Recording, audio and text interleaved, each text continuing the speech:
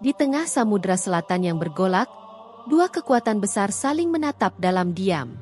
Air laut bergetar, angin menjerit, dan langit berubah hijau kehitaman. Nyi Roro Kidul, sang ratu laut selatan, berdiri di atas ombak. Sementara dari kedalaman air, muncul sesosok ratu lain dengan sisik putih berkilau. Ratu Buaya Putih, penguasa rawa dan sungai purba. Laut selatan malam itu tampak berbeda. Anginnya membawa aroma garam yang tajam. Ombaknya berdebur lebih keras dari biasanya, seolah ada sesuatu yang sedang bergejolak di dasar samudra. Para nelayan yang baru saja menurunkan jaring tiba-tiba berhenti. Langit yang tadinya cerah berubah kelabu dalam hitungan menit. Burung camar yang biasa terbang rendah kini lenyap entah kemana. Semuanya terasa sunyi, tapi sekaligus menegangkan. Beberapa nelayan tua mulai berbisik pelan, menyebut satu nama dengan penuh hati-hati, Nyi Roro Kidul. Mereka tahu, jika laut berubah tanpa sebab, maka sang penguasa samudra sedang murka. Dan malam itu, kemarahan itu terasa begitu nyata. Ombak naik setinggi pohon kelapa, air berputar membentuk pusaran besar, dan di kejauhan terlihat cahaya kehijauan yang berdenyut perlahan dari permukaan air.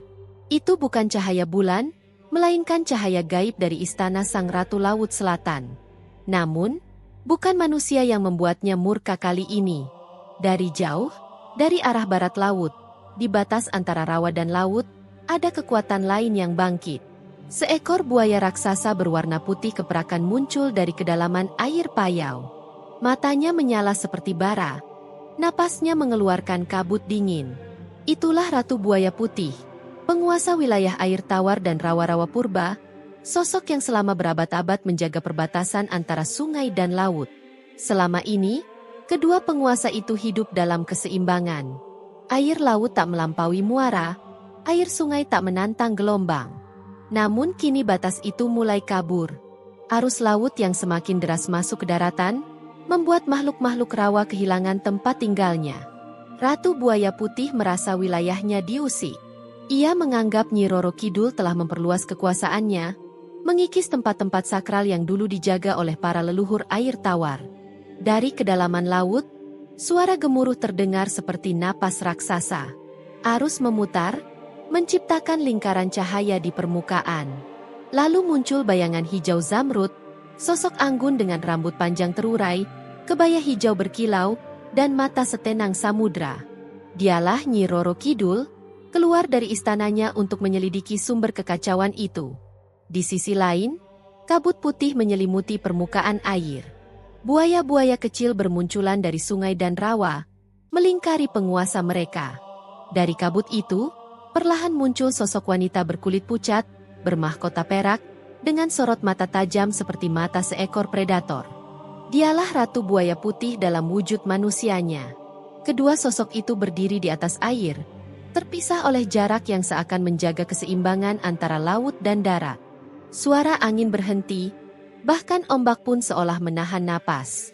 Dua kekuatan besar kini saling menatap dalam diam. Tidak ada kata, tidak ada salam, hanya tatapan penuh makna yang menyimpan ratusan tahun sejarah, luka, dan amarah. Di bawah permukaan air, para roh laut dan makhluk gaib lain mulai bergerak gelisah. Mereka tahu, bila dua ratu itu benar-benar bertarung, maka laut dan sungai akan kehilangan keseimbangannya. Badai bisa datang kapan saja, dan manusia, yang hidup di pesisir, akan menjadi korban pertama dari amarah dua dunia. Suara petir menggema, memecah langit. Rambut Nyi Roro Kidul berkibar tertiup angin laut. Sementara mata Ratu Buaya Putih memancarkan sinar dingin yang menembus kabut. Keduanya tahu, malam itu bukan malam biasa. Ini adalah malam di mana alam akan menilai siapa yang lebih berhak disebut penguasa air Nusantara. Langit samudra selatan kini nyaris hitam seluruhnya. Garis horizon lenyap, seakan langit dan laut melebur menjadi satu warna kelam.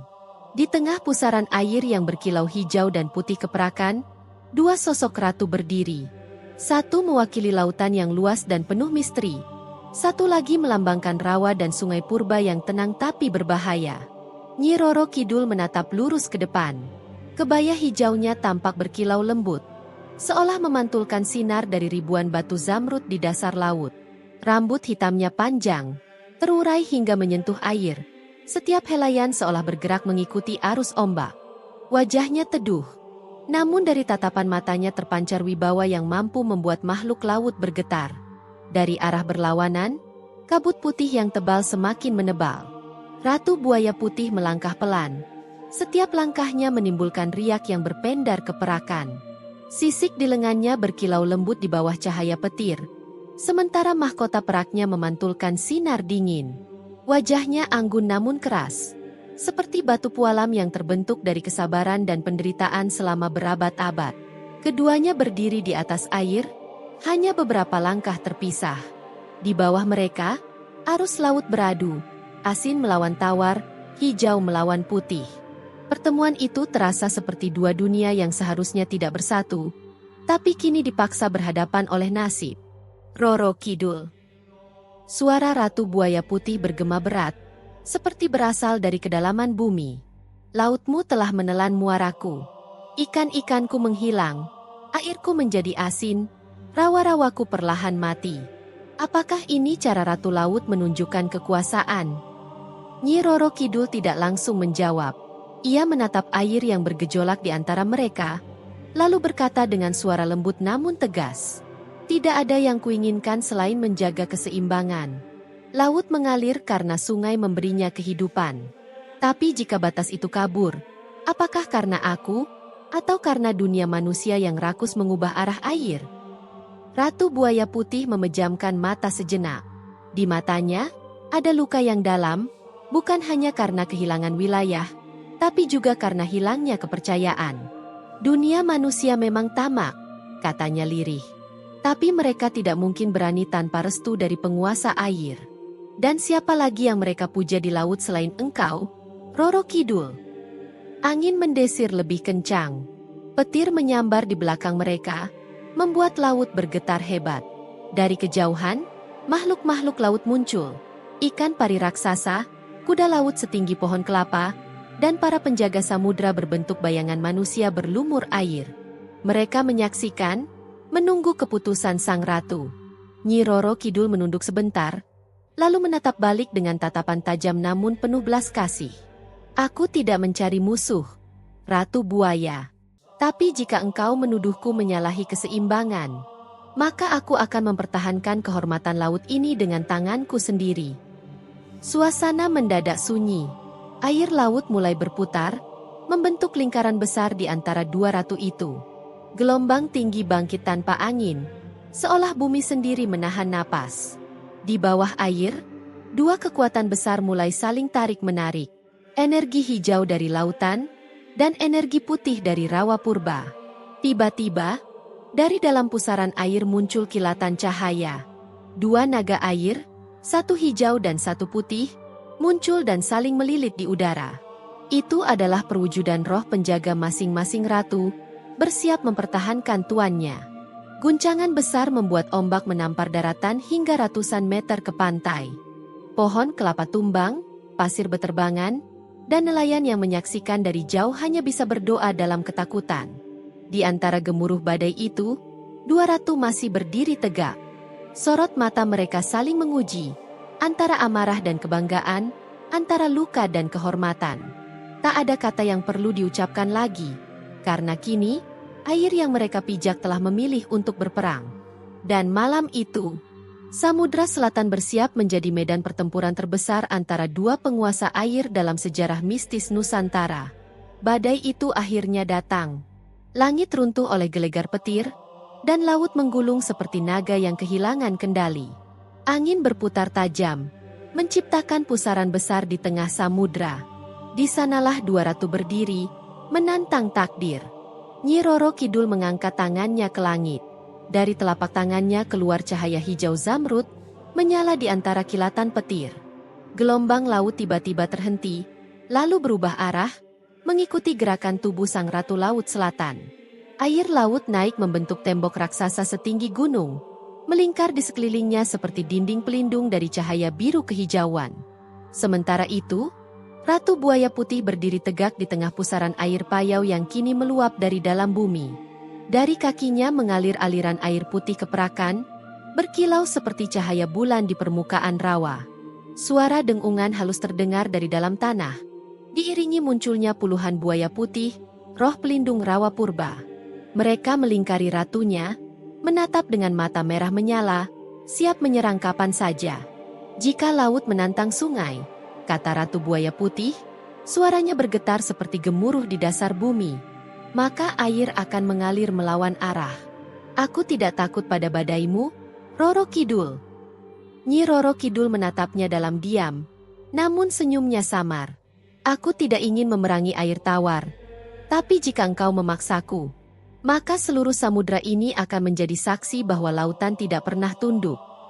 Dan dengan satu gerakan tangan, tembok air di sekelilingnya pecah.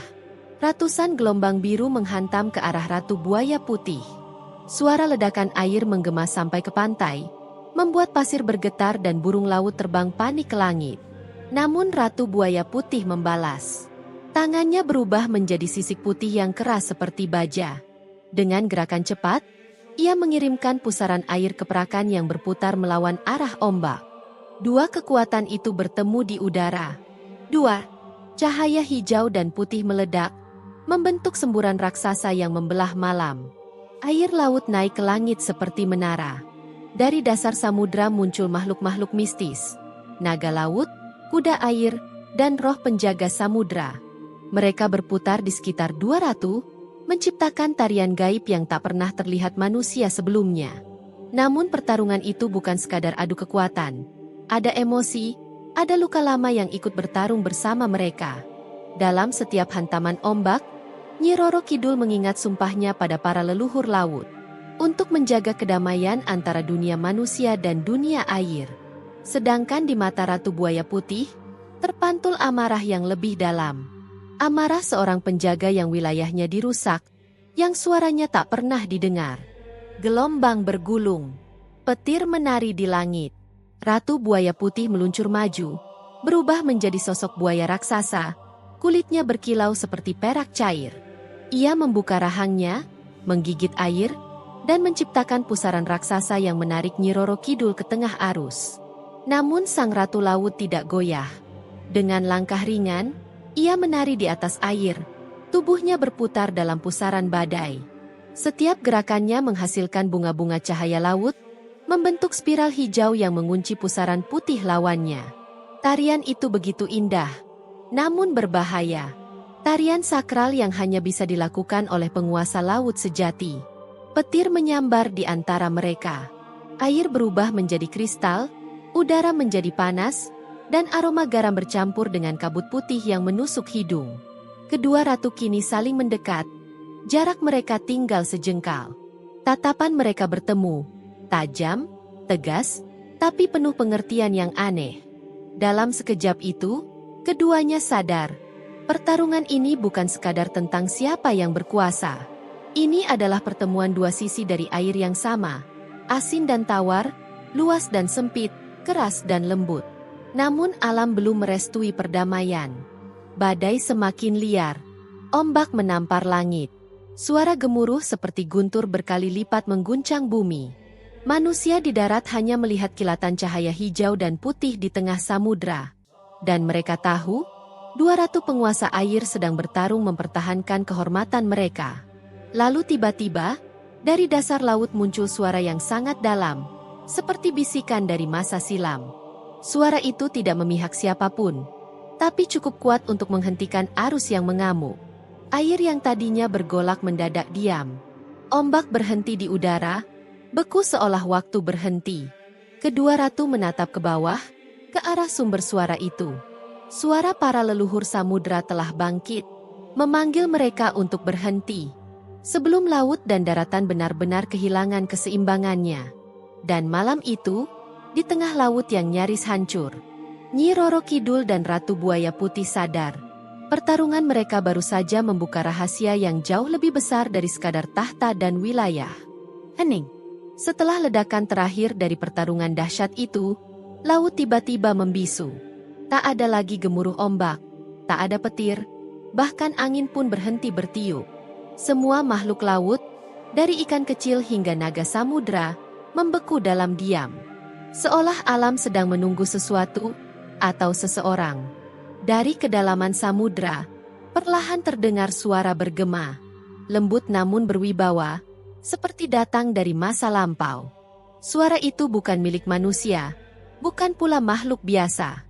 Itulah suara para leluhur air, penjaga tertua yang telah ada jauh sebelum 200 ini lahir. Cukup, suara itu bergema di antara arus yang tenang. Kalian berdua bukan musuh. Air tidak pernah berperang dengan air. Yang membuat kalian saling membenci bukan takdir, melainkan manusia, yang mengacaukan batas alam tanpa rasa hormat. Nyi Roro Kidul menunduk perlahan. Pakaian hijaunya yang tadi berkilau kini tampak redup. Rambut panjangnya terurai basah, menempel di wajahnya yang murung. Sorot matanya kehilangan amarah, berganti dengan kesedihan mendalam. Dalam hatinya, ia tahu suara itu benar. Laut bukanlah musuh bagi sungai. Keduanya saling memberi kehidupan. Namun ulah manusia telah mengubah segalanya. Ratu Buaya Putih pun terdiam. Sisik putihnya mulai meredup, mengeluarkan cahaya lembut yang perlahan memudar. Ia menatap ke arah laut yang kini tenang, lalu menunduk dengan tatapan pilu. Aku kehilangan rawa, kehilangan sungai, kehilangan anak-anakku, katanya pelan. Dan aku menuduhmu karena aku tidak tahu siapa lagi yang harus kusalahkan. Suara leluhur kembali bergema, kali ini lebih pelan namun menusuk hati. Lihatlah, manusia telah menggali sungai, membendung air, membuang racun ke laut, dan dengan sombongnya mengaku penguasa bumi. Namun mereka lupa, setiap tetes air yang mereka injak adalah bagian dari kalian. Nyi Roro Kidul memejamkan mata. Ingatan masa lalu berkelebat. Masa ketika laut begitu jernih, ketika ikan berenang bebas tanpa jaring, dan ketika manusia masih berdoa sebelum menjejakkan kaki di pantai. Kini semua berubah. Air asin tercemar, karang hancur, dan roh laut menangis setiap malam karena kehilangan tempatnya. Tetes air mata jatuh di pipinya. Tak tahu apakah itu air laut atau air duka.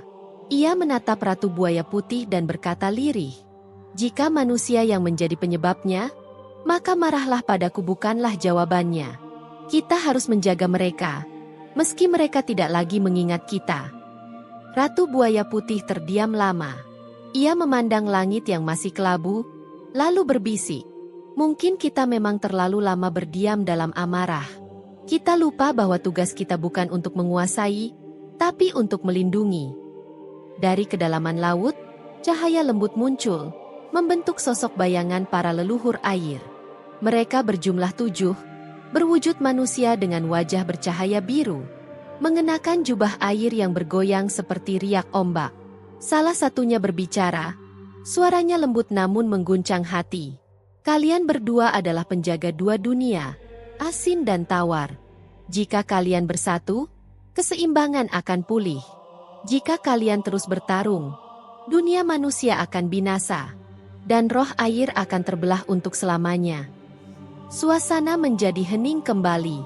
Ombak kecil menyentuh kaki kedua ratu, seperti memberi tanda. Lalu Nyi Roro Kidul perlahan menunduk hormat, diikuti oleh Ratu Buaya Putih. Untuk pertama kalinya sejak awal zaman, dua penguasa air itu bersujud bersama, bukan untuk menyerah, tapi untuk menenangkan amarah bumi. Cahaya hijau dan putih mulai menyatu, membentuk pusaran lembut yang berputar di antara mereka. Laut kembali bernafas, arus kembali mengalir.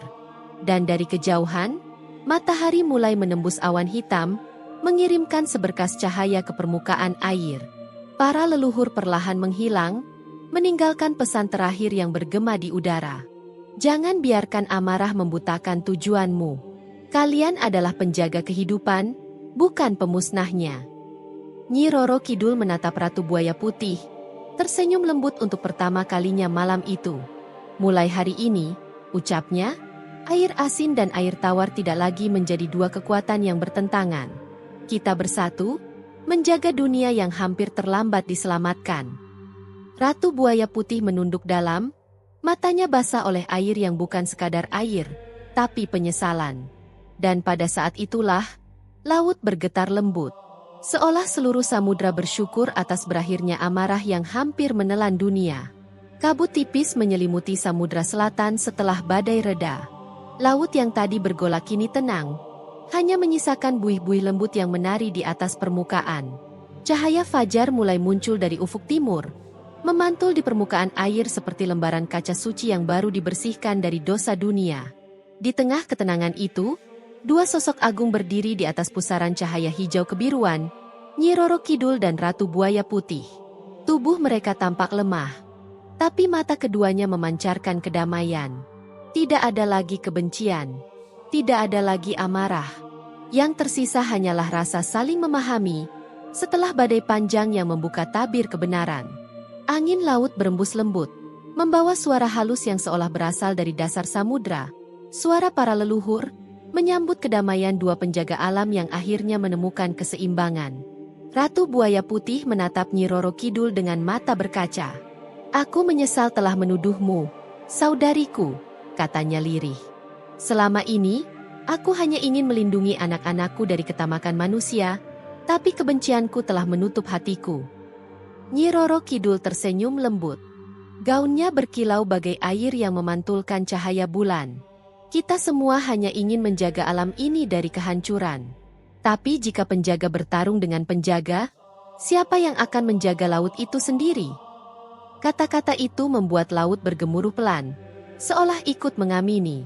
Dari kejauhan, kawanan burung camar terbang melingkar di atas mereka, membentuk pusaran putih di udara. Ratu Buaya Putih perlahan berlutut, menenggelamkan ekornya ke dalam laut, mengembalikan diri ke bentuk semula. Seekor buaya putih raksasa dengan sisik berkilau seperti mutiara. Ia menunduk hormat kepada Nyi Roro Kidul, lalu menyelam ke kedalaman samudra dengan tenang, menghilang dalam kilau hijau zamrud. Nyi Roro Kidul memejamkan mata. Air laut di sekitarnya berubah menjadi jernih. Ombak yang dulu memanggil badai kini mengalun lembut. Ia tahu, keseimbangan telah pulih. Tapi di balik senyum damainya, ada kesedihan yang dalam, kesadaran bahwa dunia manusia masih belum sepenuhnya belajar dari kesalahan mereka. Ia berbisik pada angin, suaranya lembut seperti doa. Jika manusia kembali serakah, maka laut akan kembali marah. Tapi selama masih ada yang berdoa dan menjaga, samudra ini akan tetap jadi sumber kehidupan, bukan kematian. Suara itu terbawa sampai ke pantai, didengar oleh para nelayan yang pagi itu melaut setelah badai. Salah satu dari mereka menatap laut dengan takjub. Ia melihat sekilas sosok wanita bergaun hijau menari di atas ombak, lalu menghilang bersama cahaya pagi. Mereka berlutut, mengucap syukur, karena laut kembali ramah. Hari itu, Samudra Selatan menjadi saksi sebuah keajaiban. Dua ratu mistis yang sempat bertarung kini bersatu menjaga lautan. Dan semenjak saat itu, setiap kali badai reda dan pelangi muncul di atas ombak, para nelayan percaya, itu adalah pertanda bahwa Nyi Roro Kidul dan Ratu Buaya Putih sedang menari bersama di bawah samudra, menjaga keseimbangan antara dunia manusia dan dunia gaib. Di akhir kisah ini, terdengar bisikan lembut dari Laut Selatan. "Jangan pernah menantang alam. Hargai laut sebagaimana engkau menghargai hidupmu sendiri." Karena bagi mereka yang mengerti, laut bukan hanya air dan ombak. Laut adalah jiwa yang hidup, tempat di mana cinta, amarah, dan keseimbangan bersemayam untuk selamanya.